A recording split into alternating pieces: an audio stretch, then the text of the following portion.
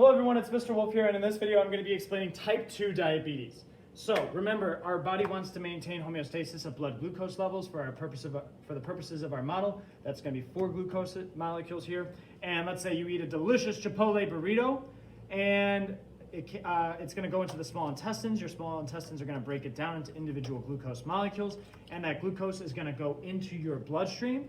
And it goes through your bloodstream, so it could go to all the different organs. It can be transported to all the different organs of your body, all right?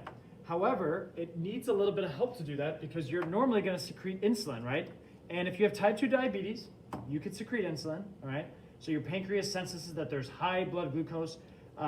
We don't want that, so it's going to secrete insulin into the bloodstream. That insulin's going to travel through the bloodstream, it's going to travel to the liver, it's going to travel to the muscles, and it's going to travel to the fat. And remember, in a healthy individual, these organs take up that glucose and we go back to normal, right?